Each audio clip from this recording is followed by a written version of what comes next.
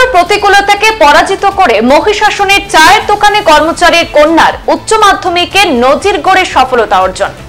বিগত 2 বছর পড়ার খরচ যোগান দেওয়ায় বিধায়ক কমলাক্ষকে কৃতজ্ঞতায় ভাসালেন কৃতি ছাত্রী সহ তার পরিবার। জটিল অসুস্থতার মধ্যেও দখলে রাখলেন 91% নম্বর। উচ্চশিক্ষা লাভ করে শিক্ষক হয়ে গরিব মেধাবী পড়ুয়াদের পাশে দাঁড়াতে চান কৃতি এই ছাত্রী প্রিয়াঙ্কা।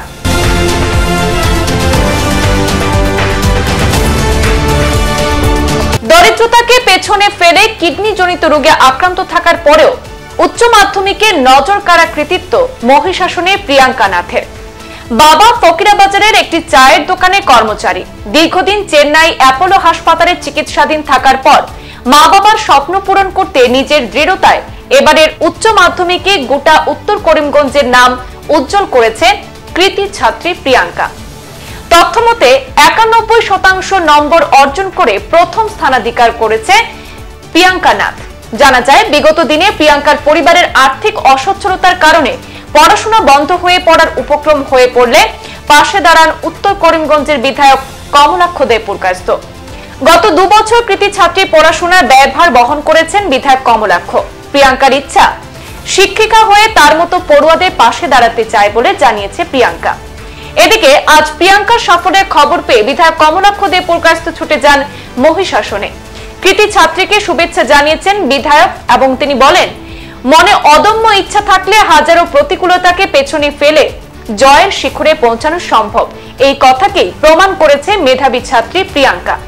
এই ধরনের পিছিয়ে পড়াদের এগিয়ে দিতে সমাজের সর্বস্তরের জনতাকে আহ্বান জানিয়েছেন বিধায়ক কমলাক্ষ।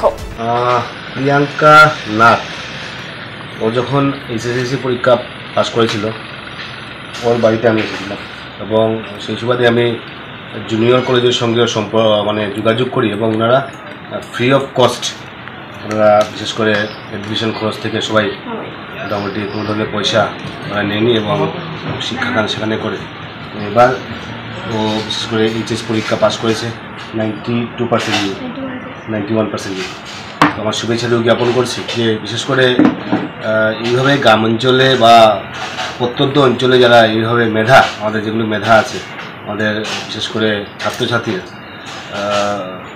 পরীক্ষার রেজাল্ট বের হওয়ার পর এইভাবে খোঁজ করে যদি আমরা সেইভাবে প্রমোট করতে পারি, তাহলে ও 91 পেয়েছে, সামনের দিন আরও ভালো করুক, কারণ কম্পিটিশনের যুগ, আরও ভালো করতে হবে। সেখানে 90%-এ কি আমরা থাকি? ওকে আমি 86% যখন পেয়েছিল তখন আমি বলেছিলাম যে 86% পেয়েছি, এখন আমার গ্রো করতে হবে।